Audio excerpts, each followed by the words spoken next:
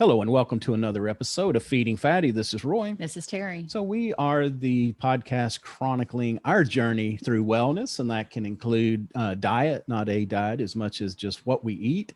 Also exercise and movement throughout the day and mindset. We have gotten to be, as we've gone through this, we've uncovered mindset is a huge component. A lot of us know what to do, but trying to figure out how to do that and do it consistently over long periods of time, that can be the challenge. So, we bring you podcast kind of updates on our situation, talk a lot about diabetes, but also we have professionals in their disciplines on from time to time. And today is no different.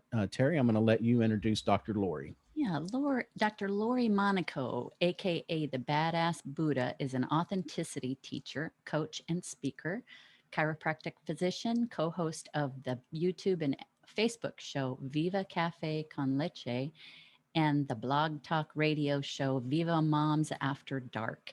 She's the creator of the 7 Core Pillars of Alignment, Transformation University, Blast, VIP and group coaching, and the Evict the Fat Wellness program featuring ChiroThin. Lori specializes in mindfulness and transformation and has created online and in-person workshops for corporate, healthcare, education, and lay people. Badass Buddha teaches people how to love more, laugh more, live more, be happy, be real, and be themselves to create peace and harmony for a more fulfilled life. She's a compassionate and silly human, a loving mom, and a proud Gen Xer. She is unapologetically herself and teaches and inspires others to be the same. Dr. Monaco, Badass Buddha, welcome to the show. Who's that professional? She sounds really cool. Who is that? It's like, who is she talking about? You're like, oh, we have professionals time to time. I'm like, who? Who's the professional? That's right.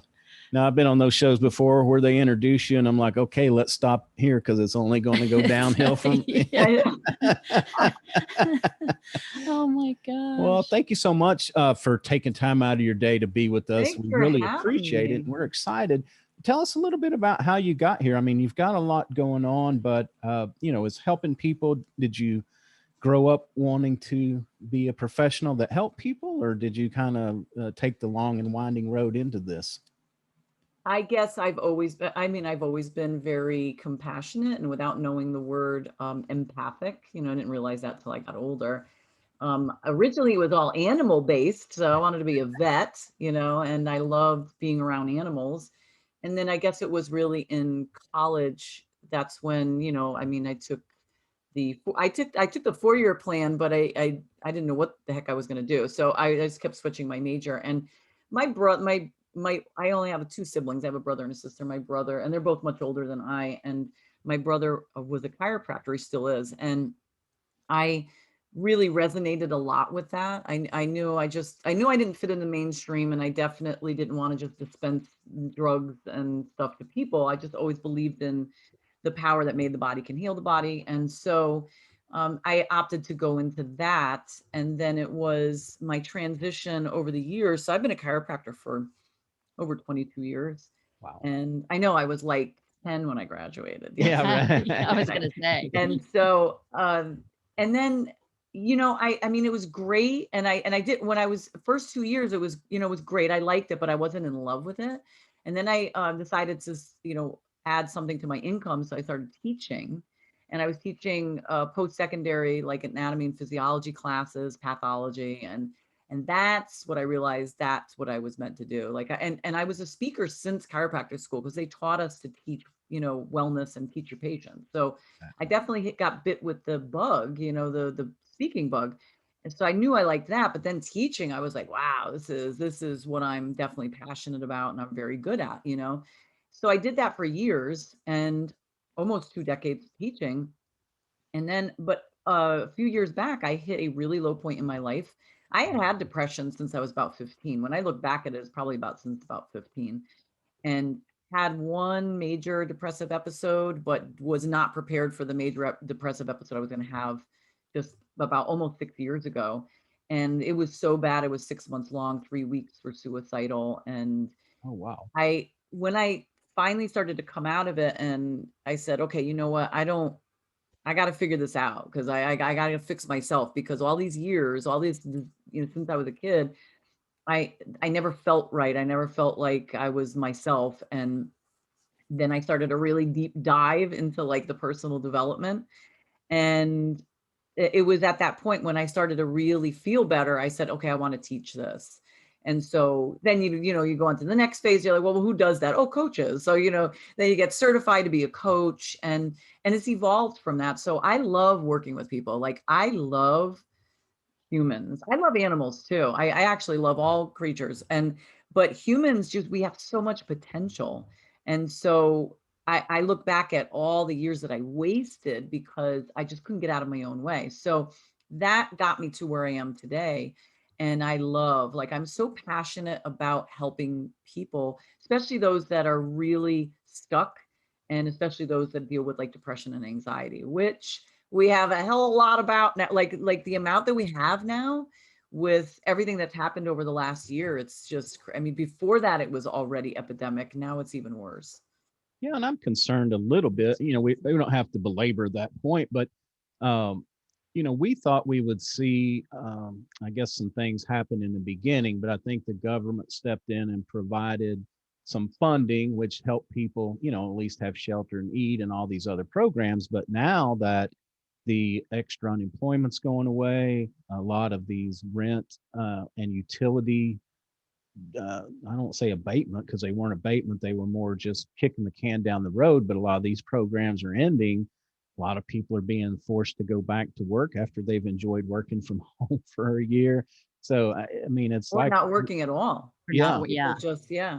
yeah. So there's just a lot of things coming together all at once. And it kind of makes me wonder, what is this going to look like going through these next few months? And we've already, we're in the Dallas Fort Worth area, and we've already seen, to me, what I consider an exponential rise in crime and violent crime and things that people are doing. So anyway, I think everybody seems to be stressed and at their wits' end, and there's so many great things that we can do to help ourselves both mentally and physically.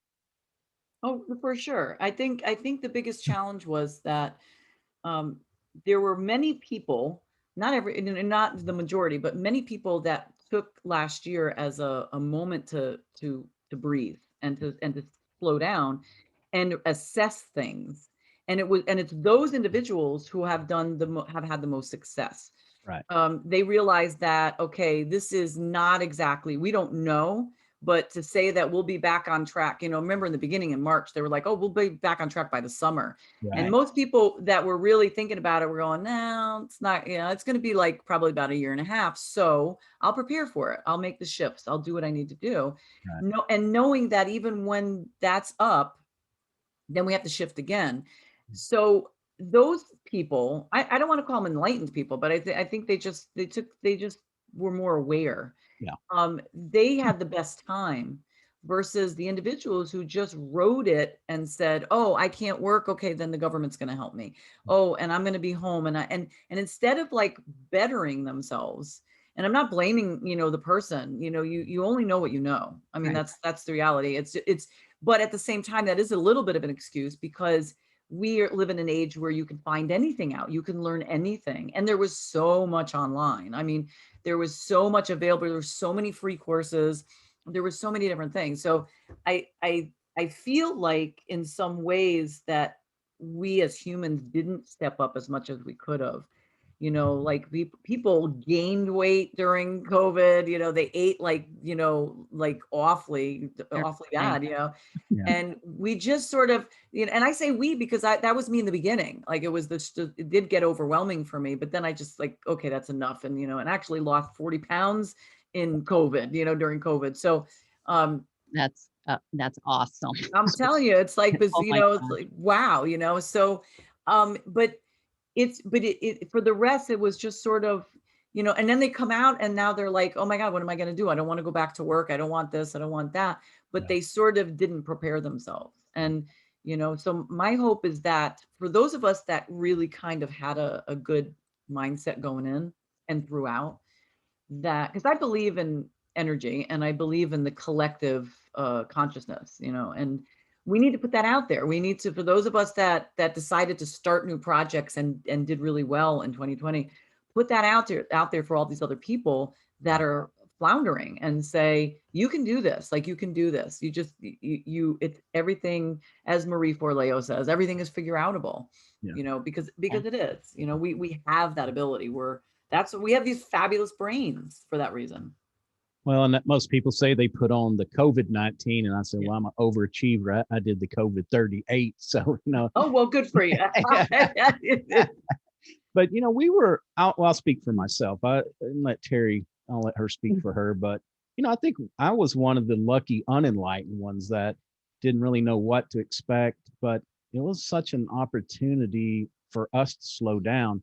And I think after a couple months into it, we were like, we really needed to slow down. It was Yes. just, everybody is out fast paced, running here and running there. And, now we've kind of made a pretty big switch is, we're enjoying being home.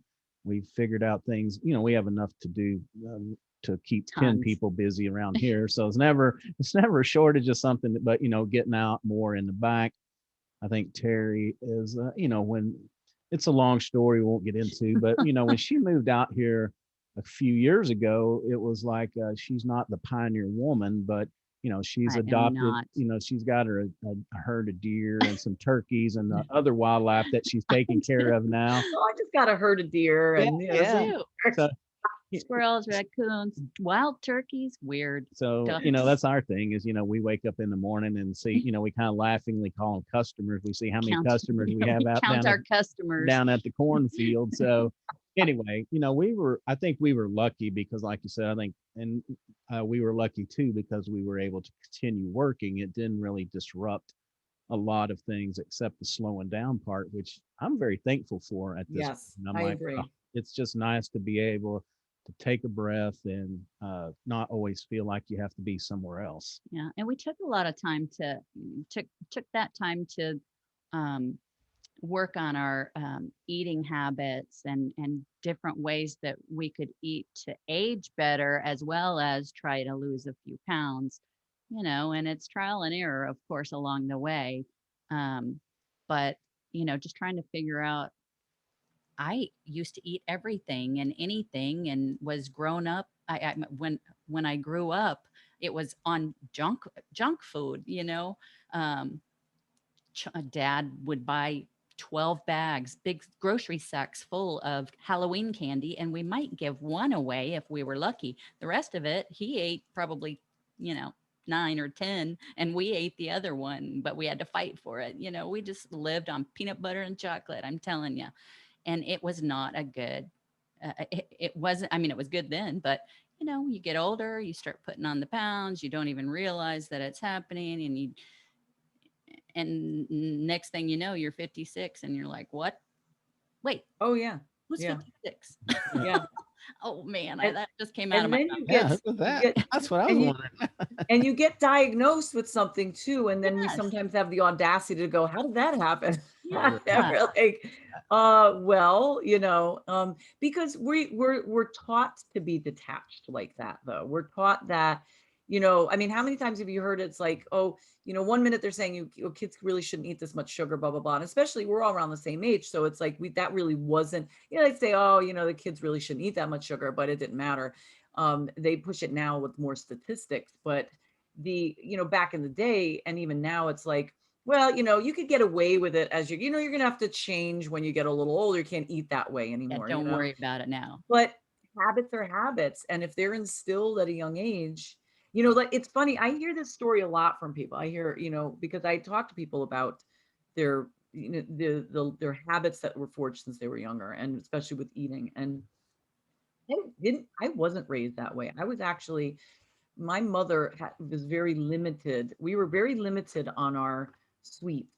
Truly, like, we were not allowed to have sugar cereals. We were not, we got ice cream every so often. And I look back, and um, I'm like, wow, I'm grateful. Like, I ate a lot of vegetables. I ate a lot of fruits, but it was when I got older and I was on my own, I was like, oh, I could buy this myself, and so sometimes it's not even that you're raised that way. It's just, no matter what, it's once you get the taste for it, it's a drug. Yeah. It's especially sugar, Yeah. and so you get it in there and you're like, wow, I feel really good after I ate this. Why is that? And you don't, of course, you don't ask why that is. You just say, oh, I got to have the Give me chocolate. more.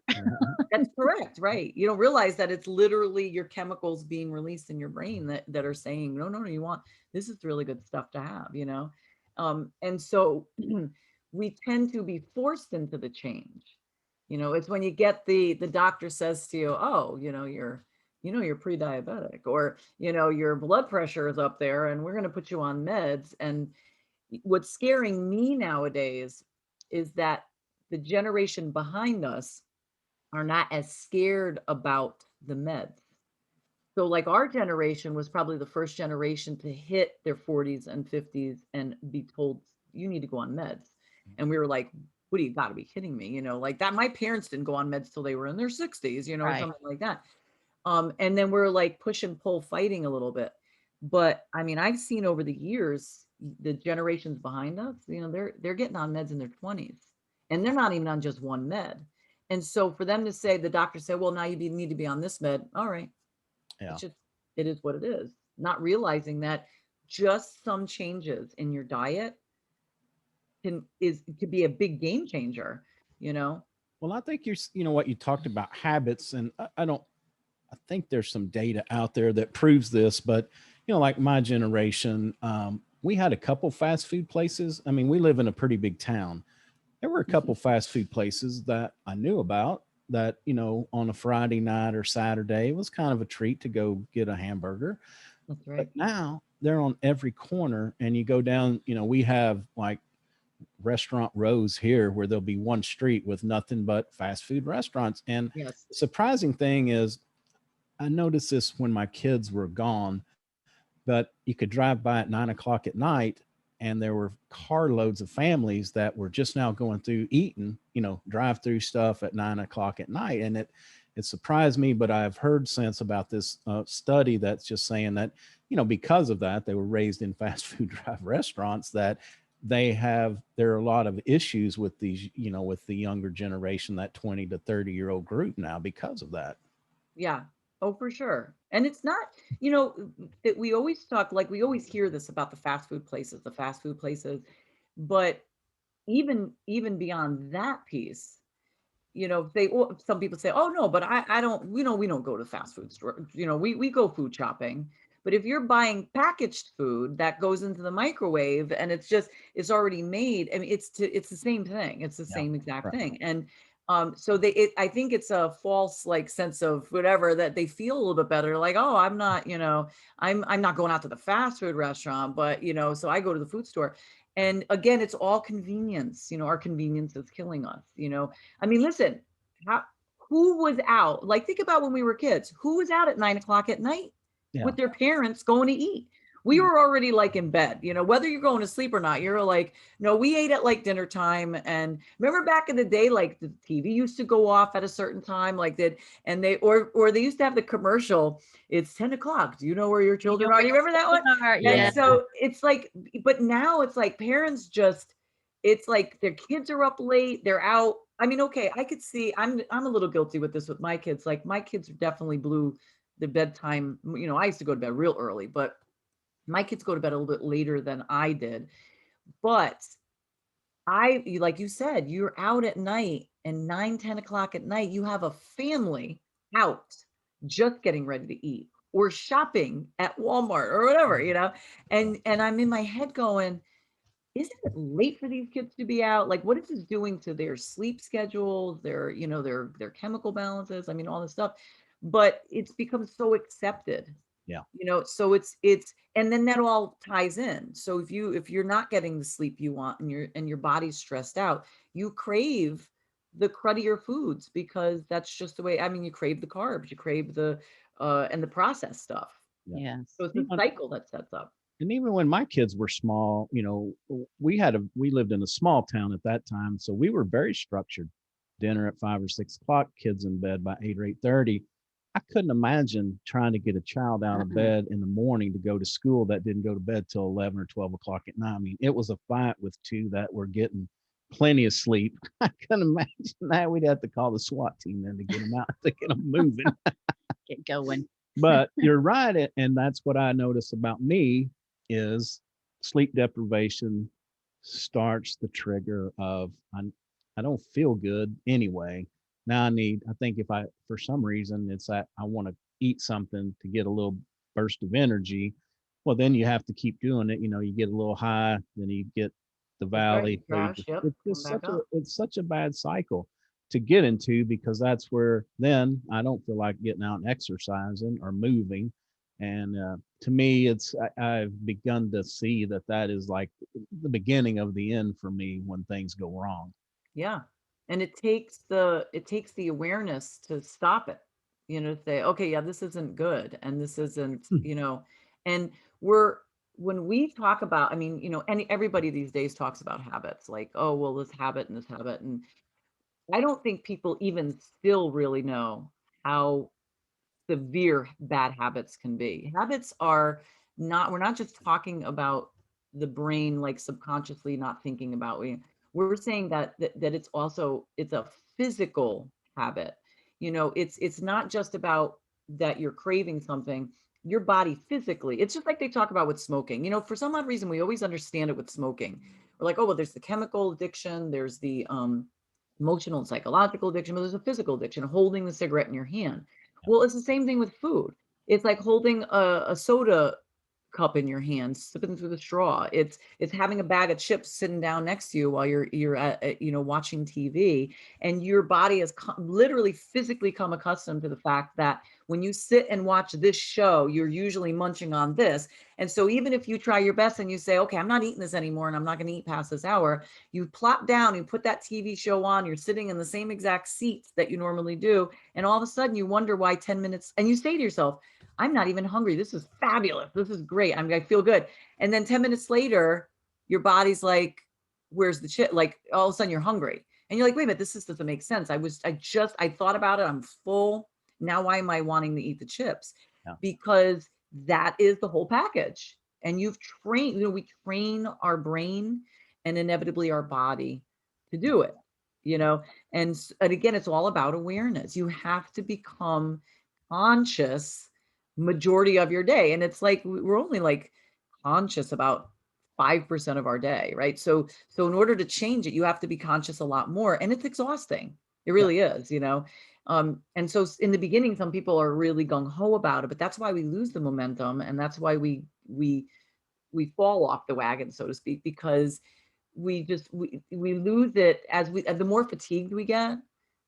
So that's why in the morning, everybody's so perfect. Like people get up in the morning, I'm like, I'm not eating this today. I'm good.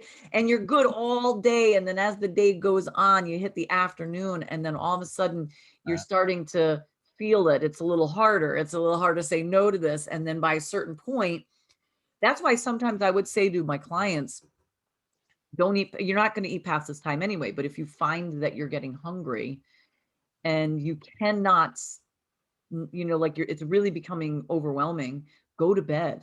Yeah. Like go to bed. And if they're like, well, I don't want to go to bed at like 9 o'clock at night and blah blah, I'm like, why not? Like, well, I got too much work to do. But if you're working and staying up on your computer and you feel like you want to munch on something, then just say, you know what, I'm just going to finish my work tomorrow. Get up earlier tomorrow. Get up earlier. Go to bed now.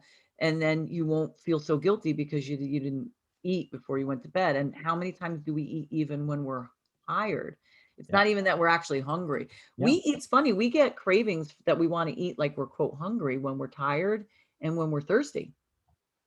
Sometimes thirst is what we're lacking. We're dehydrated. Yeah, and I'm like that. I'm dehydrated all the time because I don't like water. And talking about habits, I was in a habit of always having a Coca-Cola in my hand. Yeah, it's been a while, but one day I mindlessly wandered over to the cabinet, and they were chickpeas, so it wasn't totally bad. But I had my hand in there before I told Terry, I'm like, Before he knew he did I it. was Yes. standing over here, and I really wasn't even giving it a thought. Luckily I stopped. But the other night we had a good dinner, little vegetables with a little piece of meat. It was awesome. It was the right size. And then about an hour later, I'm like, oh, I could sure use a snack. And she's like, well, are you hungry again? And I stopped and thought, and I'm like, no, my belly felt all full, but I felt it in my chest. And I don't know why, it just kind of like a sinking feeling up there. But, if you really stop and be mindful about where is this feeling coming from, and like then it was like, no, I'm not hungry at all. And I was able to push through. I wasn't He, happy about it, he but I did. did. Right. Yeah. That's right. That's But it's right. a habit because, prior to Terry, that was my thing is, I would have all this bad night eating. I'd sit in front of the TV and eat some popcorn. I have to admit, I'd get in the car at 10 o'clock at night and drive up to the little quick stop place.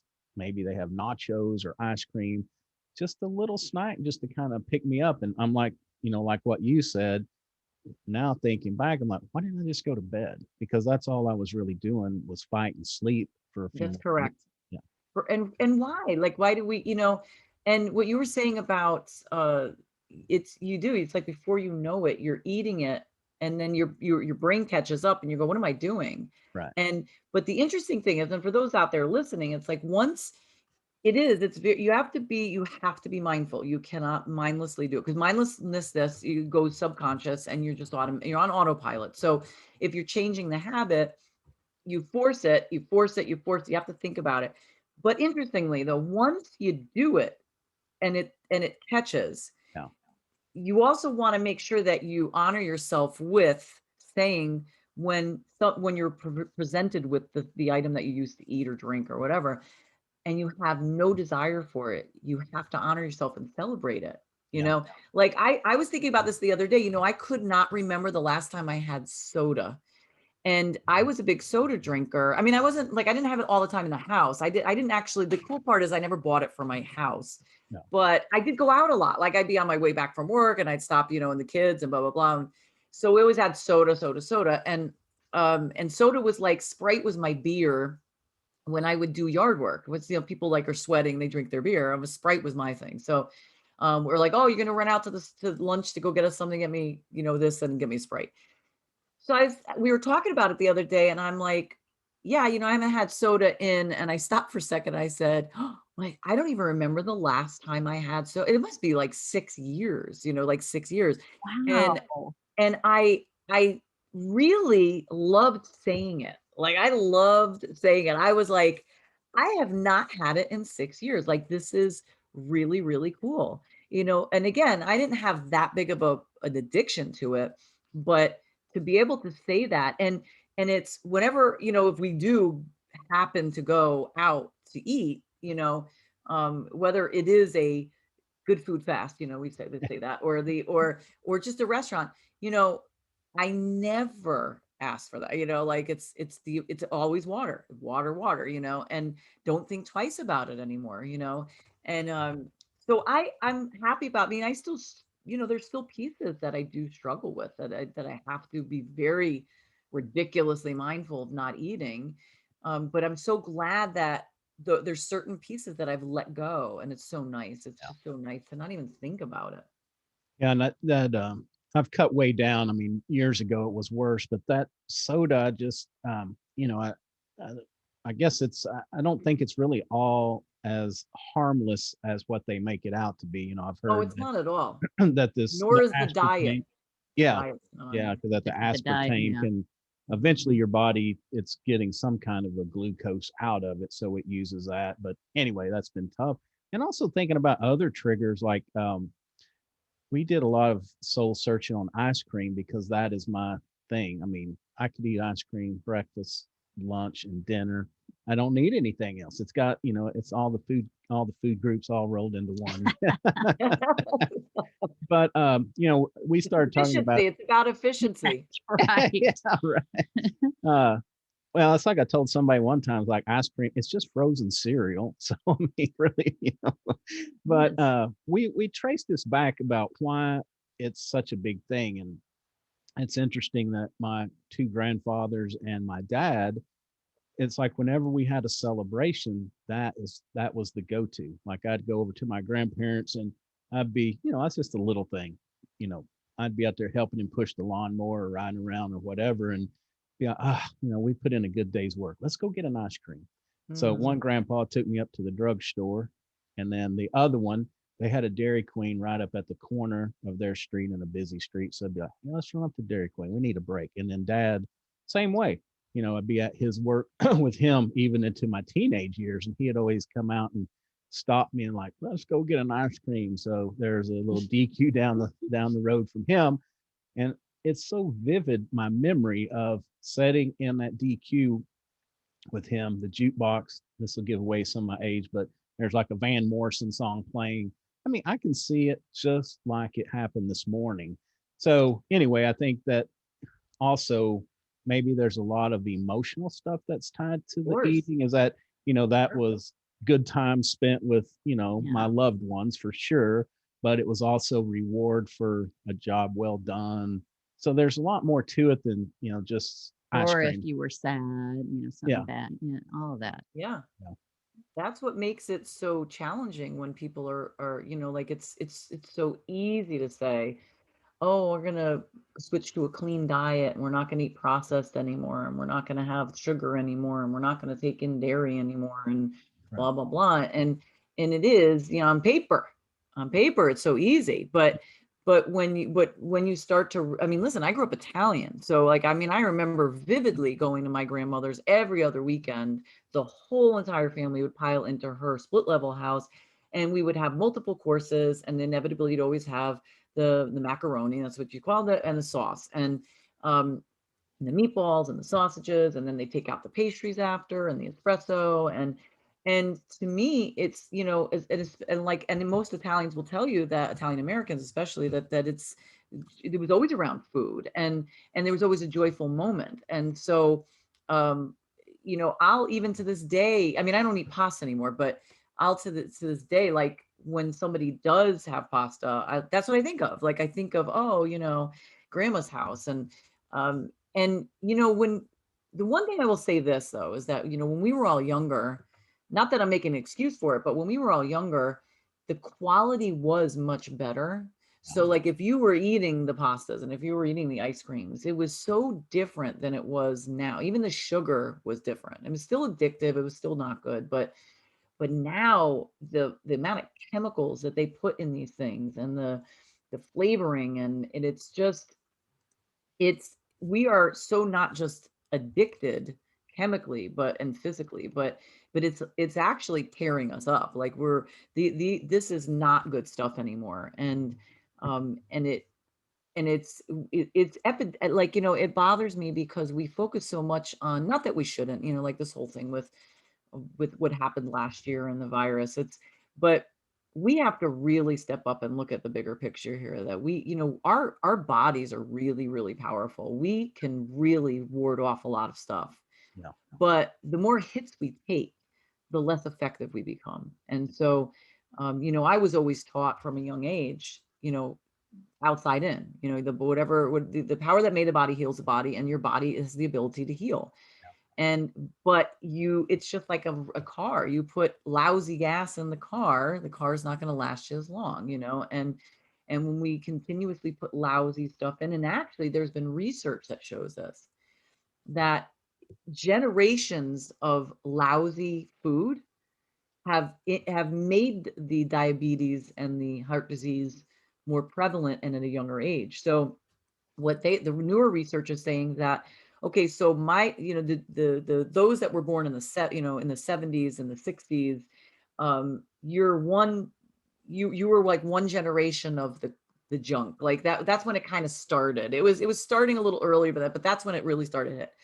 But if you had kids, and then your kids had the junk, and then your kids had the junk, they're really setting themselves up for some, really, because they didn't even get, the start. They didn't even get the base work. And they're believing that genetically we're also passing on these corrupt genes. Like, it's almost like passing on files, like in a computer, Right. and passing these on, and when we look at it that way, boy, that's really scary. That's very bothersome to Yeah, me, especially. now that you said that, I mean, I have two daughters, and one of them, the older one, is eating. She eats a lot better than the younger one. The young one's still, trying to going through the fast food, grabbing whatever's packaged fast, quick, because she's on the go, on the go, on the go. And then, not that my older one's not, but she takes more time and is more conscious of her decisions to eat more whole foods. And she knows, what's good for her. And um, that's funny that I just now realized that, I think, that you said that. Yeah. The other thing I think you mentioned was garbage in, garbage out. Yeah. And uh, uh, that's one thing why we have started this thinking more about it, because, we're getting into the age where there's really no going back and there's not a lot of time to adjust and make changes. And so I think, the what we carry into our older age is going to determine, how well we age. And we always say we don't want to outlive our wellness. And so that's what's got us really, not Terry, me, I'll say me, I'm the older one. So, it's got what me has got thinking about, you have to really think about what we're putting in. We should eat to live, not live to eat. Another revelation that I had is we went up to our little favorite restaurant, and we had some chips and a margarita. And after we got through, I'm like, well, why did we even go up there? We could have ate or drank at home. We went up there for the experience.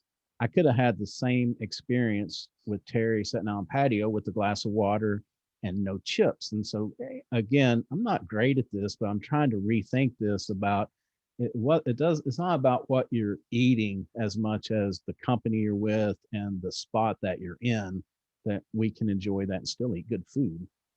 That's and that's what makes it so complicated. There's no easy answer. Like, I love when they make quotes, because I do have a quote weight loss program that I offer, and that, you always hear, oh, diets don't work, and I love to argue that point. I'm like, listen, if they didn't, people lose weight when they're on a diet, they do, Right. but what you need to say is that they're not sustainable, and that's true. We know that. So it's like, so don't say they don't work. They do. Otherwise people wouldn't be using them, because people lose weight on them all the time. But it's we just we're so hell bent on, I got to lose the weight, I guess, for vanity purpose, and that's fine. That's fine.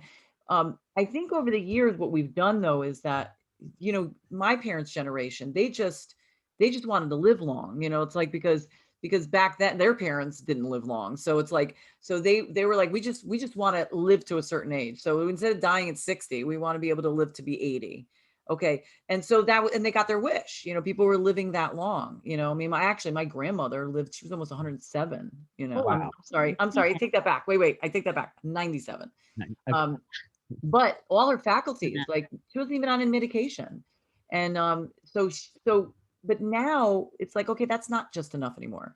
I said, I think right before we got started, how old my kids are. And like, so my kids are, 27, 17, and 7. I'm 51 and a half, actually. So you do the calculations. And when my youngest one graduates high school, because I just had one that graduated high school in June. But when my youngest graduates high school, I don't want people to go up and to her and say, oh, is this your grandmother? Right. Actually, what I want them to say is, oh, is this your sister? Like, that's what I want. Yeah, And right. so now it's okay. It's not good enough just for me to live long. I want to enjoy every moment of my life Right. and be active and participating and not be a burden on my children Right. and or society. I want to, so that means that I have to do what it takes for me. It's we're always looking outward. Oh, if I don't look young, I'll go to the plastic surgeon, or I'll get this procedure done or something. If I don't feel good, I'm going to go and get, gastric bypass if I'm too overweight. Because nobody wants to put in the work, you Right. know. And you never had a problem putting in the work getting this way. Like, that's the funny part, because it was enjoyable. Right. But you're like, okay, you can't expect nothing to happen. Again, it's the same thing that I had said before. It's like, people are shocked when the doctor says, oh, you have to go on medication for this or that. I remember years ago, my ex, his family has a history of heart disease and diabetes, and he's always been overweight. And then I was overweight as well. But luckily for me, the overweight didn't go to any type of morbidity. But he was in his late 30s, and he comes home and he was all mad. He goes, You never believe what the doctor said to me. And I'm like, what? He goes, I have to go on high blood pressure meds. My blood pressure is elevated. I'm like, you got to be kidding me. And he's like, he said, lose the weight because you're fat. Lose the weight and you won't have to go on the medication. He's like, could you believe he said that to me? And I started laughing. I was like, good. I'm glad he said that to you because you are like you are, and we're afraid of the F word, and God forbid we say that F word. We don't. The doctors get in trouble for saying it. Oh, I'm sensitive. This is what I say. Nobody's saying you don't look beautiful. Everybody looks beautiful the way they are. I don't care. I don't care how big, how small they are. It's not about that. It's about your health. Right. And if body fat equals disease, which it does, it increases your risk of certain diseases, and usually the ones that are real common in this country. If excess body fat increases your risk, then get rid of the excess body fat. Right. That's it. And then you don't have to worry about going on meds. You don't have to be sick or whatever. His mother just passed away. She was 72, and she had diabetes for years, and she died in October. And and she had been in the hospital for the whole entire summer. Since the summer, she was in the hospital because of the advanced stage of her diabetes, and her kidneys started shutting down. And I was surprised that she lasted as long as she did, because she was in and out of the hospital for the last 4 years. So to me, that's not quality. That's not okay. Like, I want, if my kids want to, if my grandkids someday, soon want to be climbing up on, the playscape outside, I'm going to be climbing on there with them. Right. I don't want to be saying, oh my God, my back hurts, I can't do that. So it's a choice. It's a choice. And I'm not saying it's an easy choice. There are those moments where you're like, that cookie looks really good, and it's like, and then you say, okay, well, if I haven't had the cookie in a while, I haven't eaten this poorly in a while, can I have it?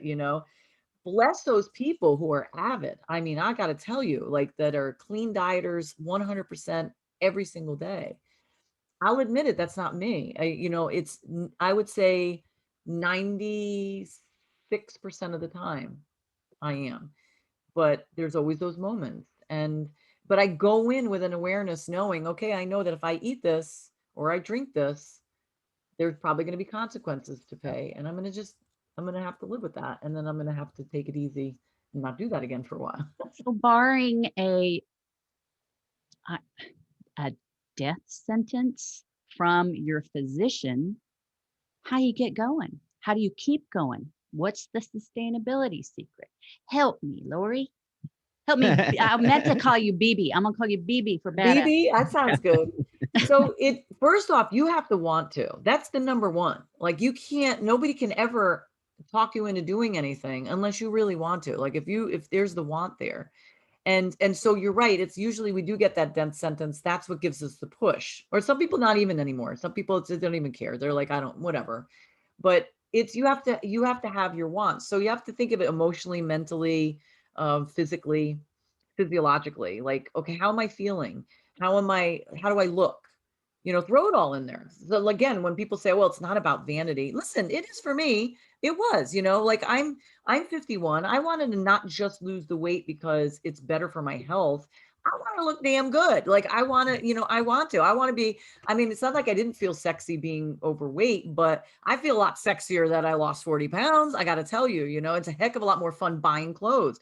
So you just have to say, okay, just let's go through the whole thing. The more emotional connection you put, the more meaning you put to it, the more successful you'll be. Okay, so then you say, all right, so emotionally and mentally and physically and I'm connected. I want to do this. But your body will fight. Your subconscious brain will kick in. This is what you're saying. And this is funny because I did some training with Dr. Joe Dispenza, and I highly recommend. He's fabulous, and he tells it so remarkably well and so easy. This is what he says. He says, you have two conversations with the subconscious and the conscious, and the body is attached to the subconscious. It's the autopilot. Body does everything. That's why you just grab, the food and you just put it in your mouth before you thought about it, right? So this is what the body does. The body says, oh, you want to change? All right, I'll humor you for now. That's fine. We'll change. We'll get up in the morning at 5 a.m. We'll go work out, and I don't really like it, but we'll do it. Because in the back, the body's going, give them a week. That'll be it, and then we'll get our way. And that's exactly what happens, because every day gets a little harder and a little harder and a little harder. And then when we give into it, so if you say, I'm going to get up at 5 a.m. and I'm going to go work out and I'm going to meditate and I'm going to do all these things, and then the alarm goes off and you go, I'm going to hit the snooze for 5 minutes. The body goes, yes, we're already winning. Like, we're already winning. We got the snooze in. Tomorrow will be a little longer snooze. And then tomorrow we'll just say, well, I won't do it today. I'll take a break. I did so well that, and then the body goes, yes, yes. Because here's the deal. It's not that the body doesn't like you. The body's just following what you told it to do all those years ago. The body's saying, well, you said we didn't have to get up. You said we didn't have to exercise. You said you didn't mind looking like this. You said you liked eating this stuff. Why are you changing now? So when somebody pulls out the numbers, I love when they pull the numbers and they go, oh, it takes 90 days to break a habit. Oh, if you Google, there's like so many days. Yeah. This is the reality. This is what it takes. It takes anywhere between a week and a year to break a habit. Wow. Some are easier than others. It just depends. But the point is that when you get the resistance, and this is answering your question, Terry, is that once you do get started, you need accountability. You need people to help you be accountable, because you can't do it alone. It's just, food is addictive, but it's also necessary. We need to eat it. It's like an alcoholic. An alcoholic has people to back them up. They have a sponsor. Right. They don't have to have it in the house. But how do you tell that to somebody who you have to have food in the house? Like, you can't just leave the food out and go, I'm not buying any of this anymore, Yeah. But so you need multiple accountability partners. You need somebody that's going to be able to answer the phone in the middle of the night, or if you get up really early, or if I'm going through this, and you can't just rely on one sponsor, like, quote, sponsor for yourself. You have to go in and announce it to everybody around you.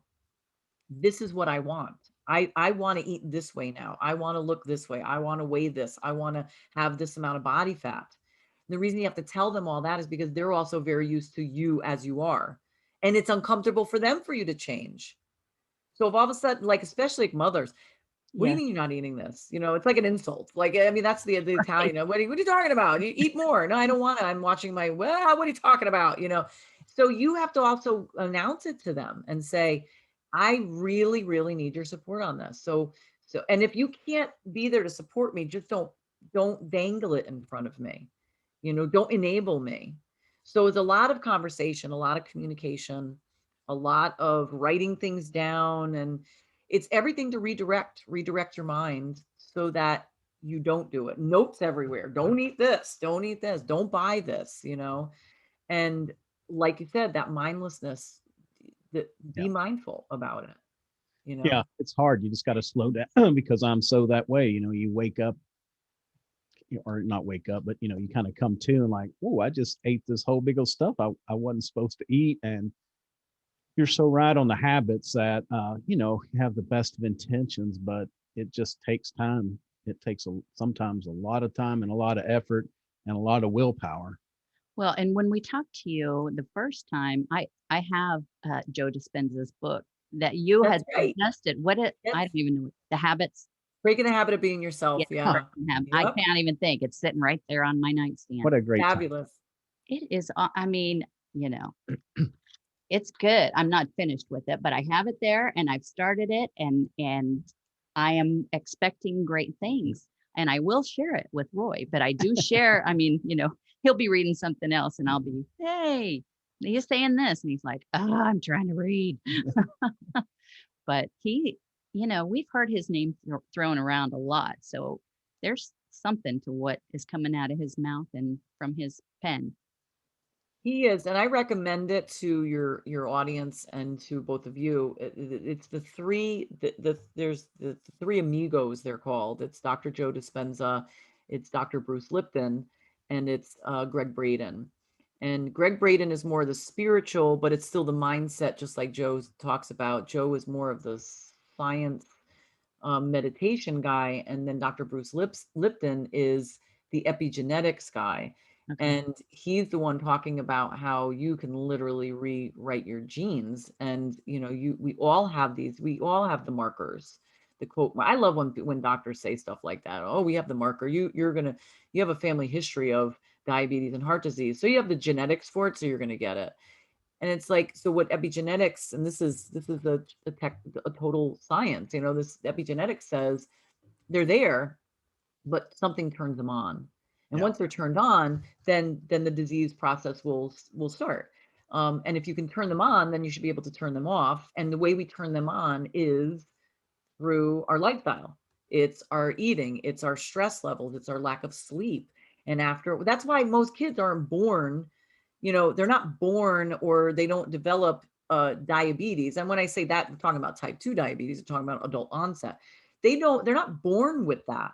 If they're going to be born with or get diabetes when they're children, it's type 1, and that's a different entity.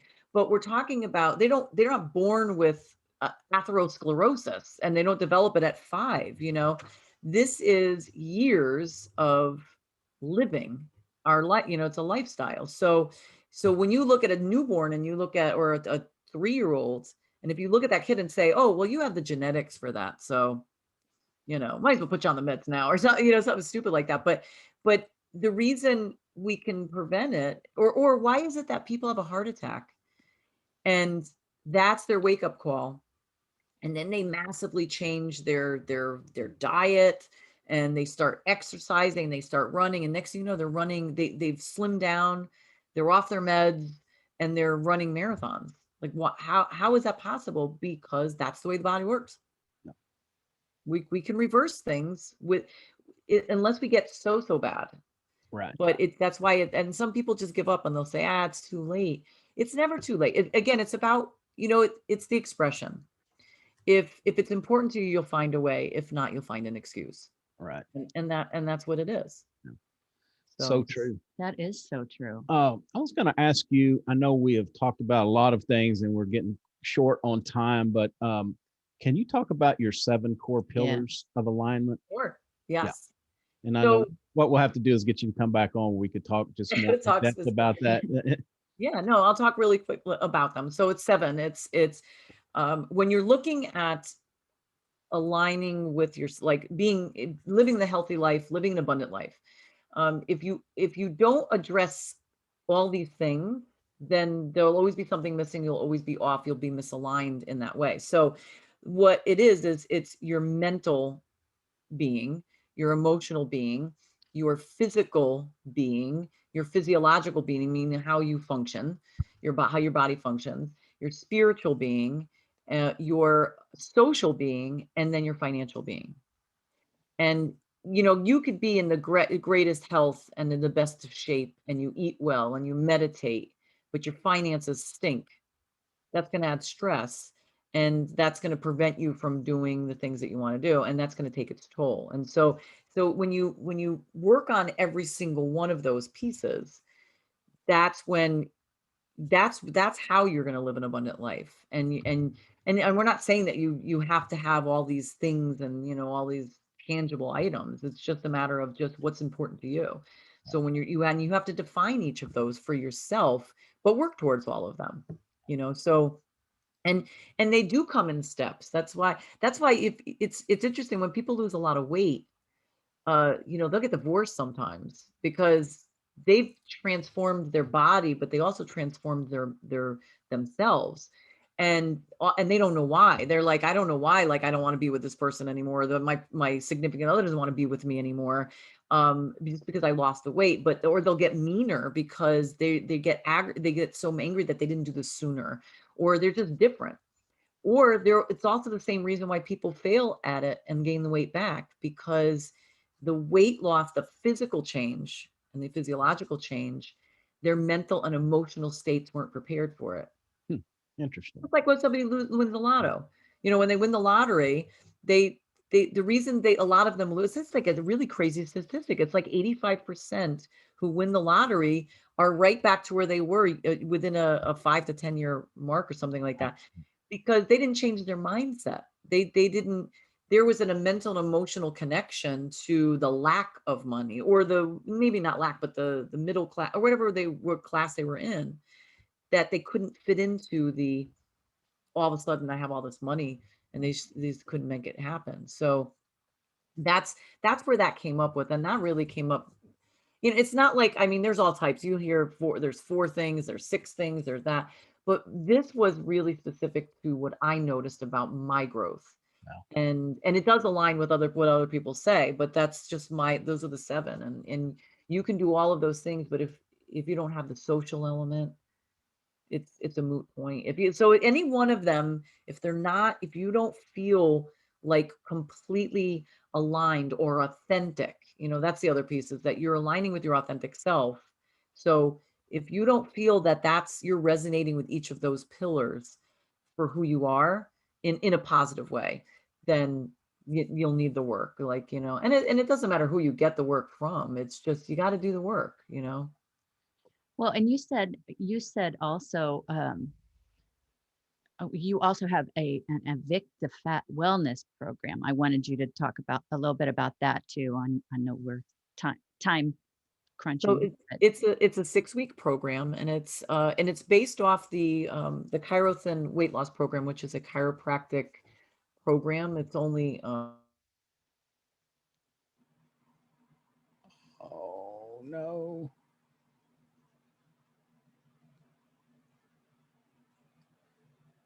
Can you still hear me? mhm.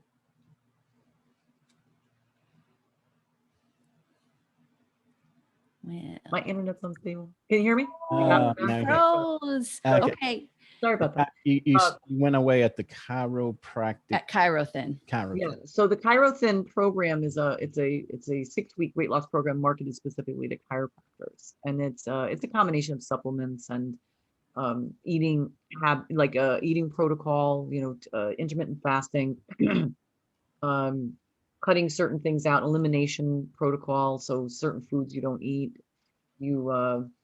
and minimal exercise. Like there's specific exercises that you do.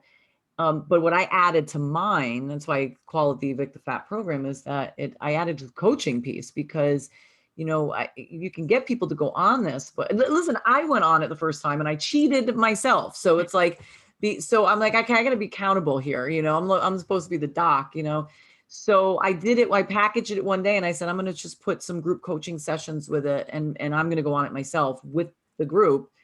And that's how I lost the 40 pounds. And I did it from like mid-June to the beginning of November. I lost 40 pounds. So, Wow. and it's great, and it's marketed as a weight loss program, but it's really an anti-inflammatory elimination protocol, and then you just sort of eat that from that point going forward. And I mean, you feel fabulous after. I mean, the weight loss is like a side effect, I always say. But I have people getting off meds, lowering meds, um, having been diagnosed with autoimmune diseases where it's either went into remission or their symptoms are a lot less. So, I mean, and in the end, that's what it's really all about.